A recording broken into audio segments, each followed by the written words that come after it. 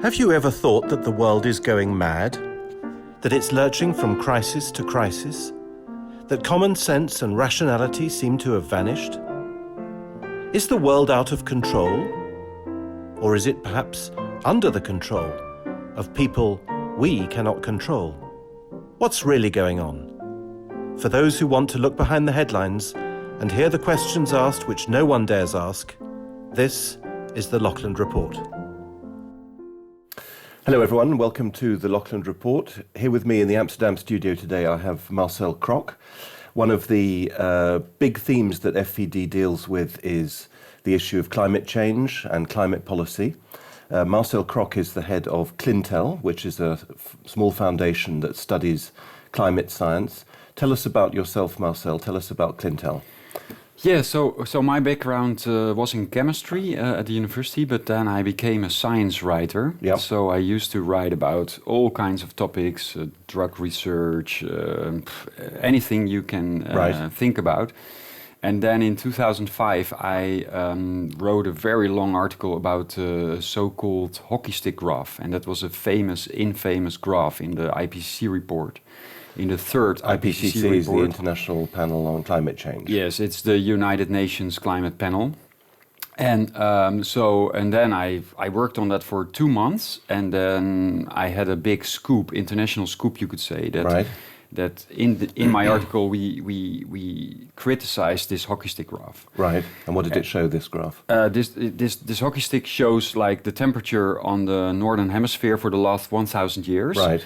And it shows like a flat line from 1,000 till 1900, and then a sharp increase. Right, so it has the shape of a hockey stick. Yeah, I see. Yeah. And so the claim of the IPCC was 1998 was the warmest year of the millennium. Mm-hmm. And that graph was hugely influential because it was so easy to show to politicians. Yeah, Look, you can see for yourself. It's something weird is going on. It was stable and now it's shootish. Right. It's going up very fast.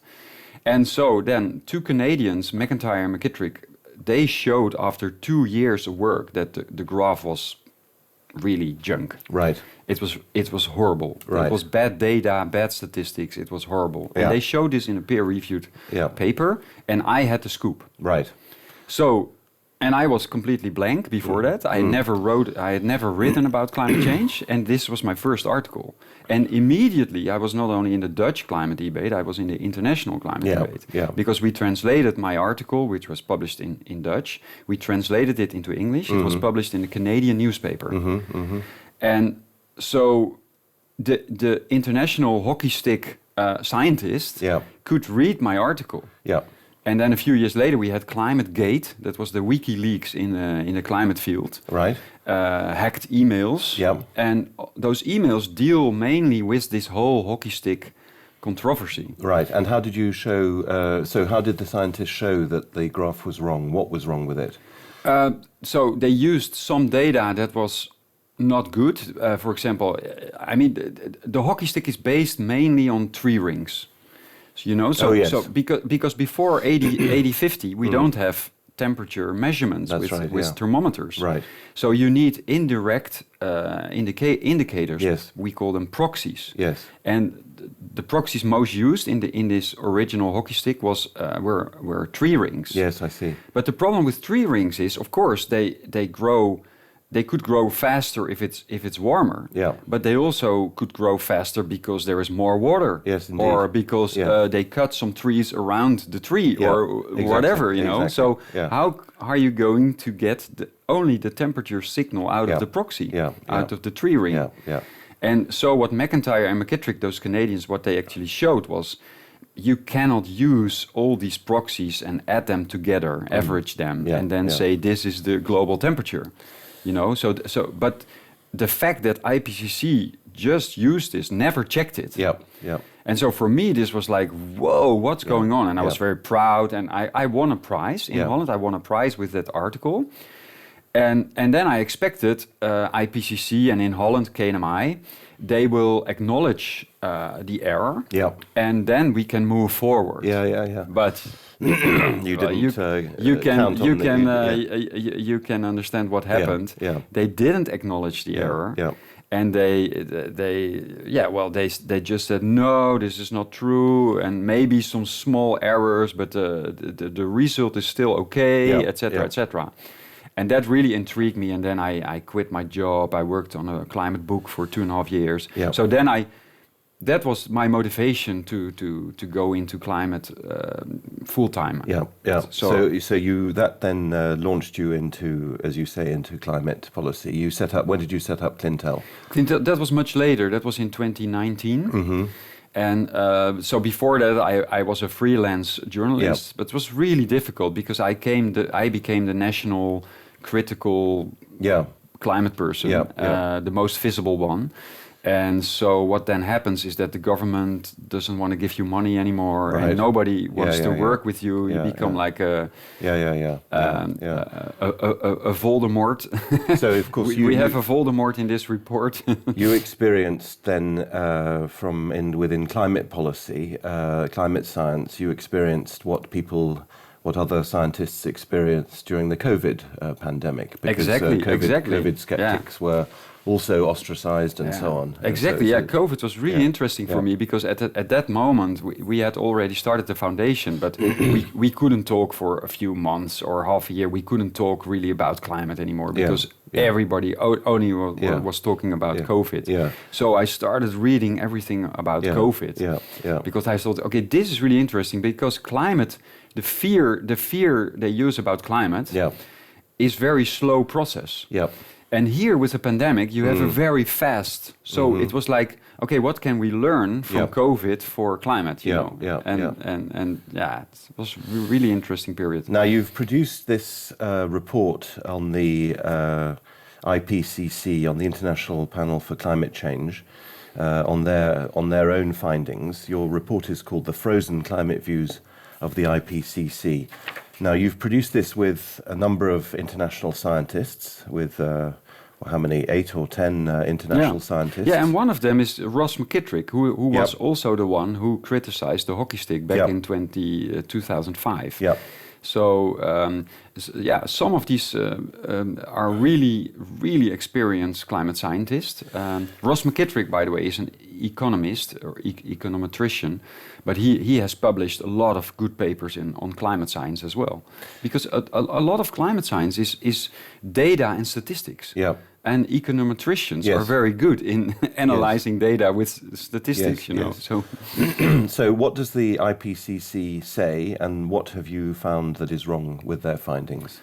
Yeah, so this is about the latest IPCC report. It's the 6th report. It was published between 2021 and 2023.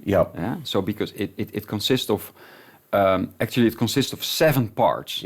So there are 7 reports, and we chose 2 reports. It's the Working Group 1 and the Working Group 2 report. And the Working Group 1 is about the physical science, like sea level rise, glaciers, etc. And Working Group 2 is about impacts. So what is it going to mean for casualties, damage, disaster, losses, etc. Agriculture.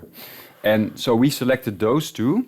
And then we selected certain topics. And I think to start immediately with the most interesting one is an example from Working Group 2.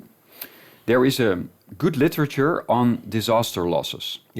It's really important because, of course, because it's also important in the international negotiations every year in the COPs, the Conference of the Parties, the yearly climate conferences. And there is now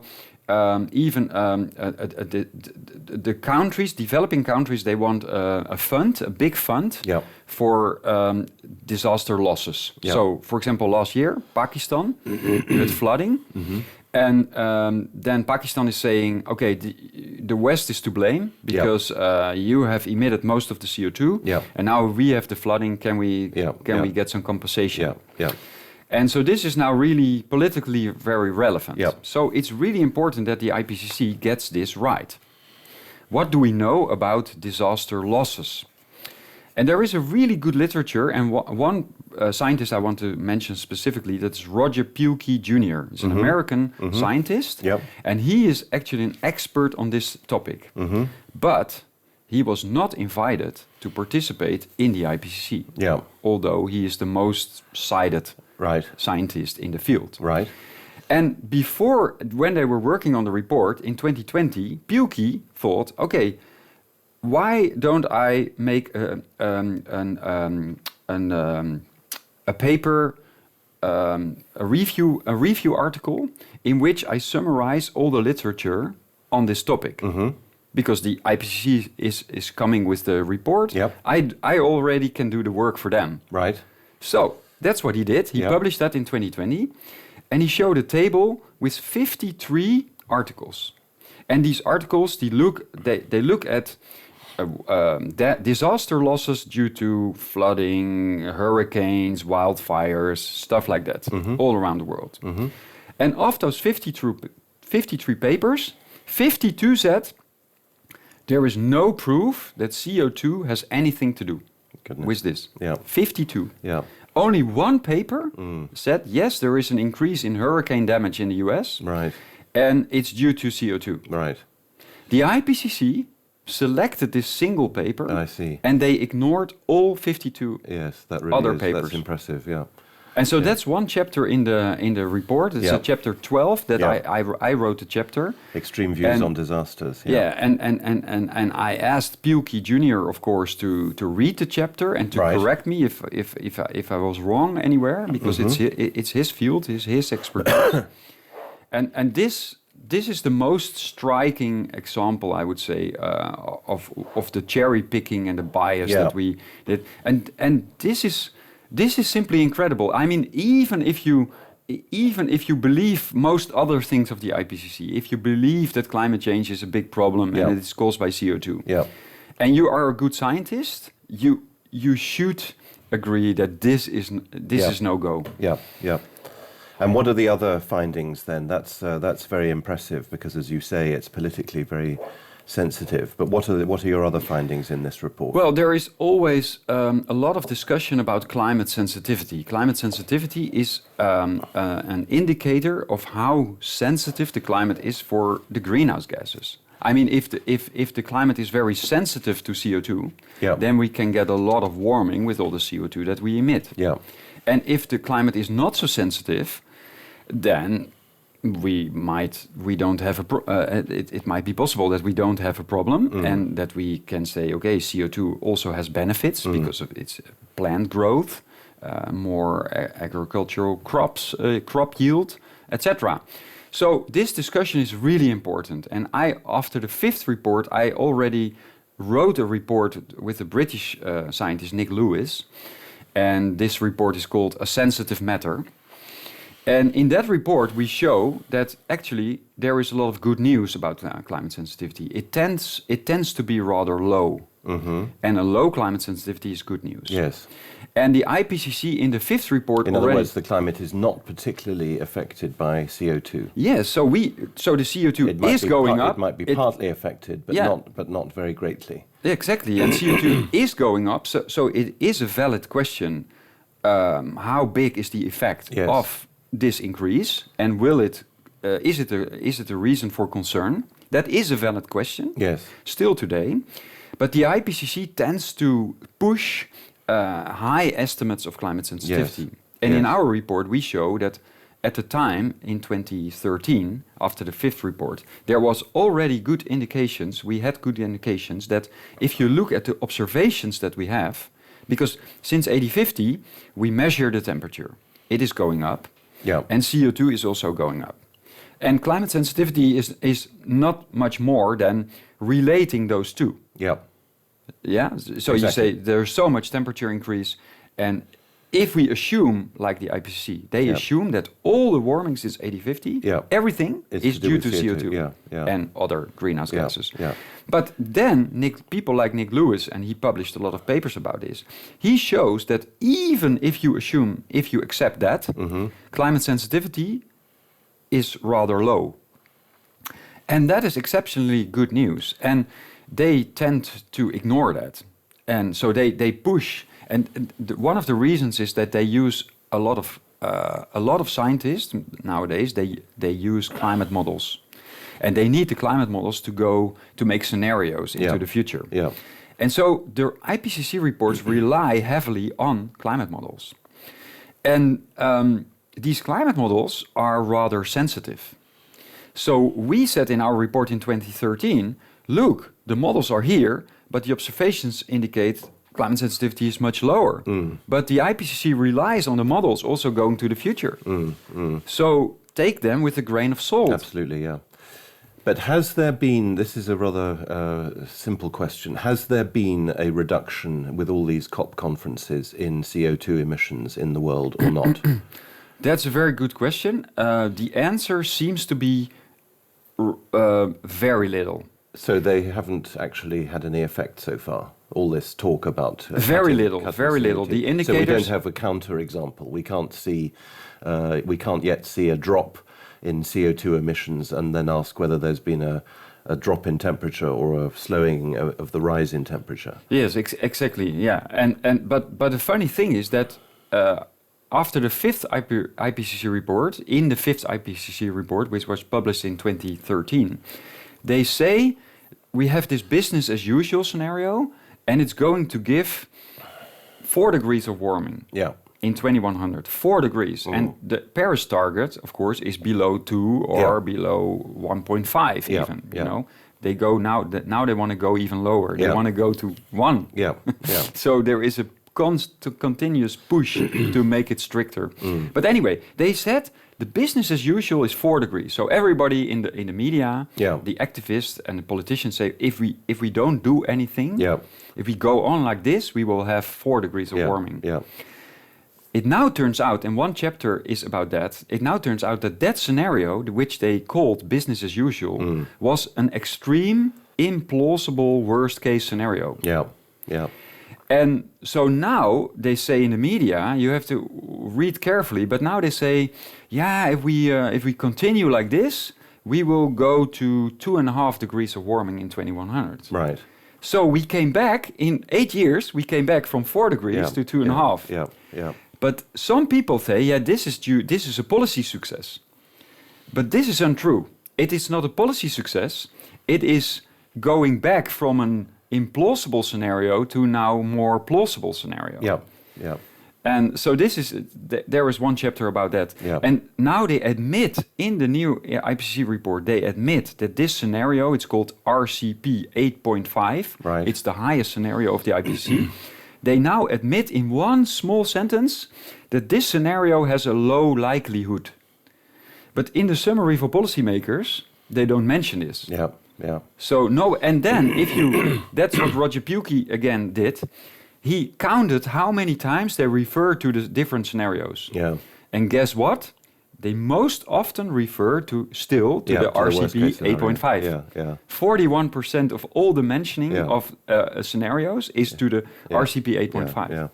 So you have you and your colleagues have successfully debunked the main findings of the IPCC report, which is to say the main findings of world policy, because world policy is based on this international panel for climate change. Yeah. And what media reception have you had for your report? You start to laugh, Exactly. Yeah. I think I know the answer. Yeah. It was a rhetoric question. Never ask a question if you don't know the answer. That's okay. So in Holland, we have some alternative platforms, like Black Box and Weltschmerz, and we have even now public broadcast,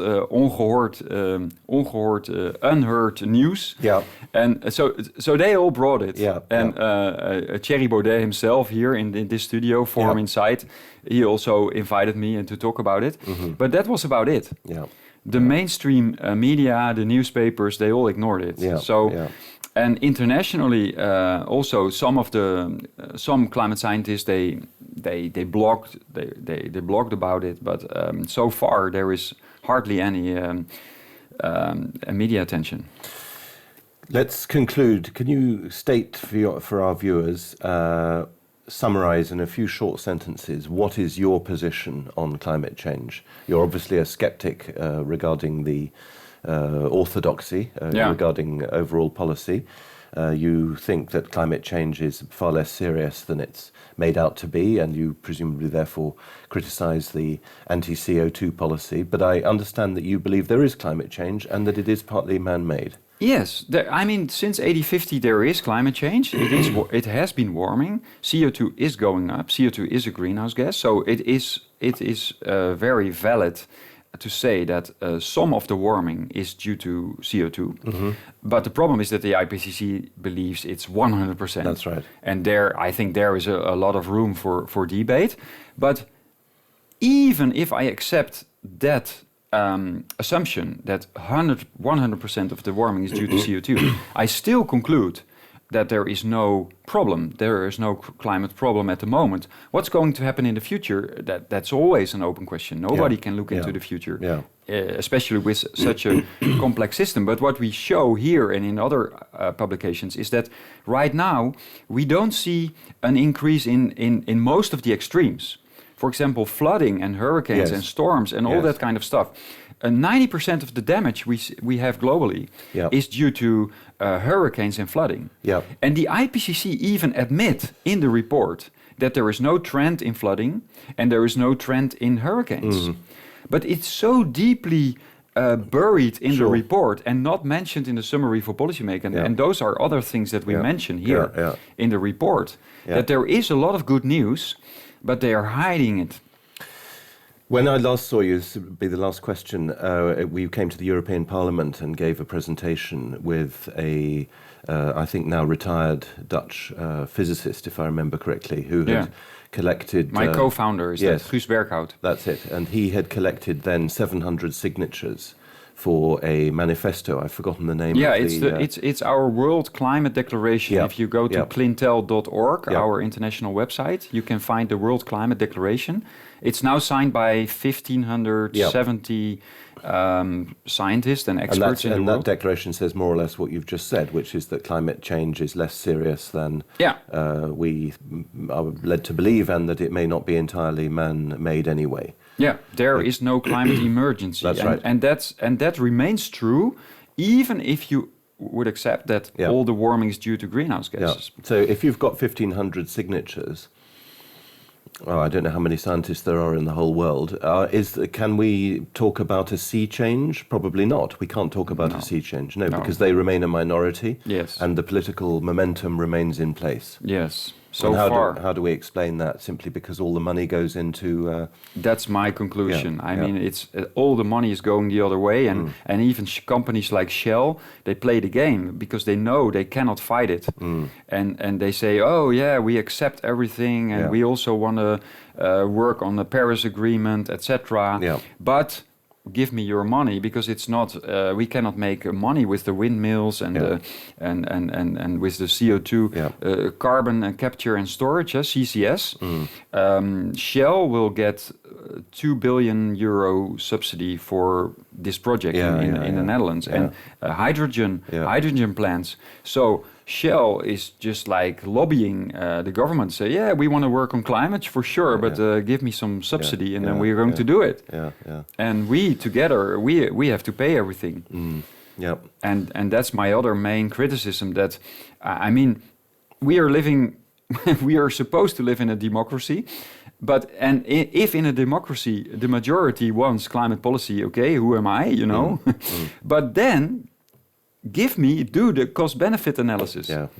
And that's what they don't do, because they know what it will show. Well, again, that takes us back to COVID, because that was also an example of a failure to do a cost-benefit analysis in terms of the policies. Marcel Crok, thank you so much for your time. I very much hope that this video will help to publicise your report, The Frozen Climate Views of the IPCC. Thank you very much for watching, and see you soon, I hope. Goodbye.